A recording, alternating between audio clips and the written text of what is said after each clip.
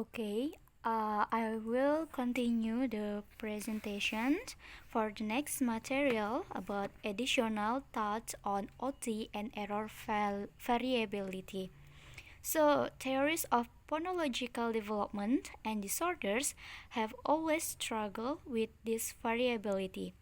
An appealing aspect of OT is the fixed set of constraints that can be reshuffled in range to produce different patterns of errors at different times within the same child, and at the same time across several children.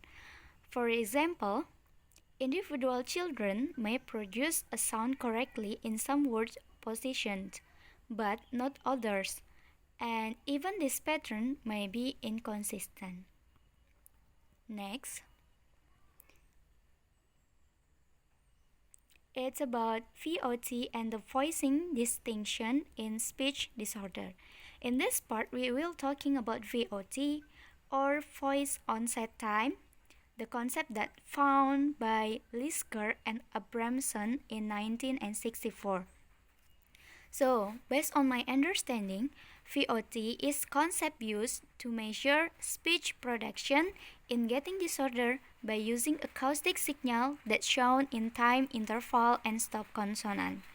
So, VOT is used to know whether we have speech disorder or not by looking at our stop consonant and time interval. For example, stop consonant in English, we has two voicing categories for stops: the voiceless, aspirated group like P, T, K, and the voice group like B, D, and G. As described by Lisker and Abramson, and a legion of scientists following them, voiceless and stop in English are produced with VOTs in excess of about 30 milliseconds or long leg VOT, whereas voice stop have VOTs less than 20 milliseconds or short leg VOT or voicing leg. So I will show you the spectrogram. So it is called a spectrogram that use VOT concept.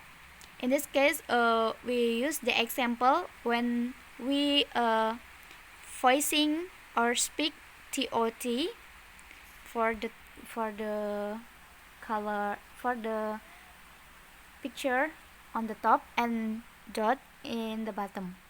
So this line is the interval of time, and then we can look like the black area in here. It is our voice signal that shown in like the black area or like signal in this that shown by Persh.